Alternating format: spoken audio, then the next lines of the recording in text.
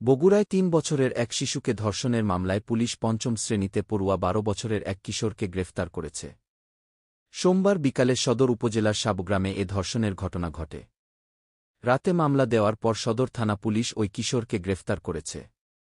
বগুড়া সদর থানার ওসি হাসান বাসির জানান, মঙ্গলবার সকালে কিশোর আসামিকে আদালতে পাঠানো হয়েছে। ছেড়ে পালিয়ে যায়। বাচ্চা দুটোর মধ্যে একটা বাচ্চার অবস্থা খারাপ, ওসি স্যার নিজে গিয়েছিল ওখানে। দুটো বাচ্চাকে ইনি নষ্ট করে ফেলে স্যার। এনার একটা সুষ্ঠু বিচার আমরা চাই। আসামি গ্রেপ্তারের চেষ্টায় আছে। ভিকটিম যেহেতু দুইটা, ওই আঙিনায় আমরা অভিযোগ নিয়েছি এবং তারই ধারাবাহিকতাতে আমরা মামলা করেছি। বর্তমানে হাসপাতালে চিকিৎসাধীন অবস্থায় আছে। আর যে আইনের সাথে সংগত জড়িত শিশুকে আমরা আমাদের হেফাজতে নিয়েছি, বিধি মোতাবেক প্রবেশন অফিসারকে জানিয়েছি। পরবর্তীতে অভিযোগ প্রাপ্তির সাপেক্ষে পরবর্তী আইনগত ব্যবস্থা গ্রহণ করা হবে।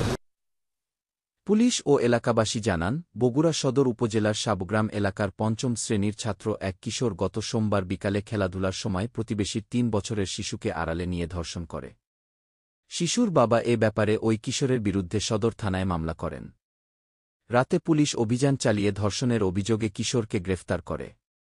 বগুড়ার নারুলি পুলিশ ফাঁড়ির ইনচার্জ মাসুদ করিম জানান, সাবগ্রাম এলাকায় শিশুকে ধর্ষণের অভিযোগে গ্রেফতার কিশোরকে মঙ্গলবার সকালে শিশু আদালতে পাঠানো হয়েছে। বিকাল পর্যন্ত এ ব্যাপারে আদালত কোনো সিদ্ধান্ত দেননি। এছাড়া ধর্ষণের শিকার শিশুকে ডাক্তারি পরীক্ষার জন্য বগুড়া শহীদ জিয়াউর রহমান মেডিকেল কলেজ, সজিমেক হাসপাতালে পাঠানো হয়েছে।